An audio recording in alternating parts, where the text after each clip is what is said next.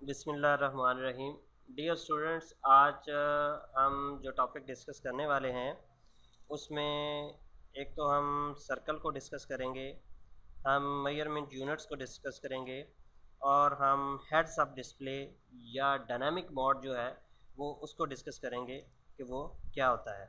सबसे पहले मैं मुतलका ड्राइंग खोलता हूँ।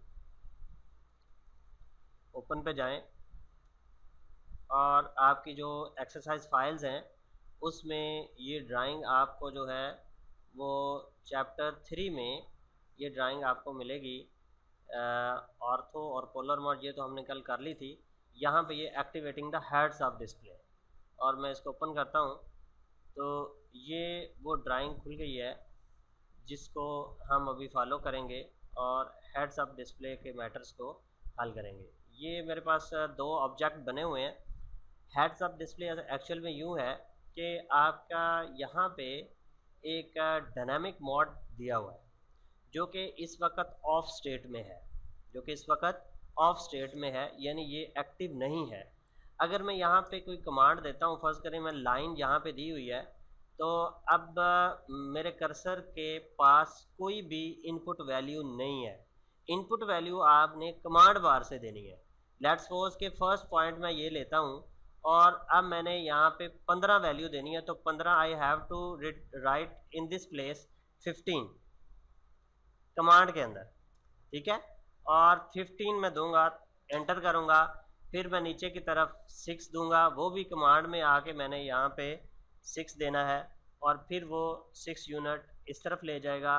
फिर 15 यूनिट मुझे यहाँ पे देने पड़ेंगे और फिर सॉरी ये कंट्रोल Z करता हूँ, 15 यूनिट यहाँ पे। तो मैं यहाँ 15 यूनिट मैंने दिए और यहाँ फिर मैं इसको क्लोज कर देता हूँ। ये जो प्रोसीजर था ये काफ़ी लंबा था। ये तो छोटी सी ड्राइंग थी, अगर बहुत बड़ी ड्राइंग हो तो आपको बार बार जो है वो कमांड और मॉडल स्पेस में स्विच करना पड़ेगा।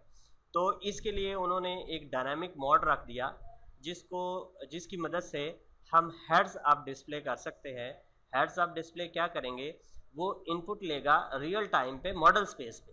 देखिए मैं आपको करके दिखाता हूँ। अब हम इस जो डायनामिक मोड है इसको ऑन कर देते हैं। एक दफ़ा क्लिक करेंगे ये हाईलाइट हो जाएगा, ये अब ऑन स्टेट में है।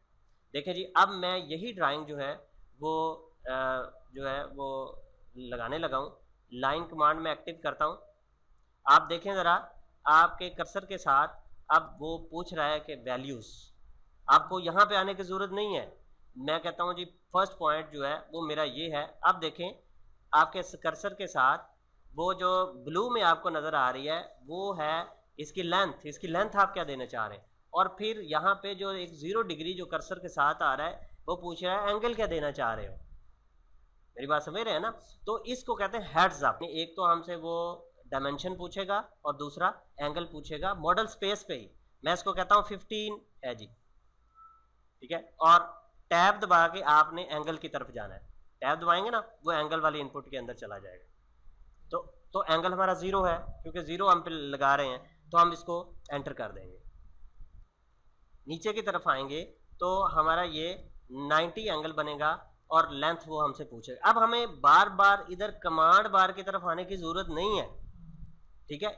ये है डायनामिक मोड असल में, ठीक है। तो हम यहाँ पे ये इसकी 6 वैल्यू देते हैं और फिर टैब दबा के हम इसको एंगल की तरफ भी ले जाते हैं। एंगल आपने अगर 45 देना तो 45 दे दो, ठीक है। यहाँ पे क्योंकि हमारा एंगल बन ही 90 रहा है तो वो 90 पे लाइन लगाएगा। अगर हम 40 पे करके एंटर कर देते हैं तो वो 45 पे लगाएगा वो लाइन।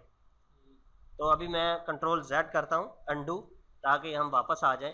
तो हमारी 90 पे 6 यूनिट लॉन्ग ये है। फिर हम इस तरफ इसको ले जाते हैं तो ये जो हमारा एंगल 180 का बनेगा और ये 15 यूनिट लॉन्ग है, ठीक है। और 180 का एंगल है और इसी तरह हम इसको फिर क्लोज कर देंगे। ये हमारा प्रोजेक्ट बन जाएगा। ये है डायनामिक मोड का फ़ायदा।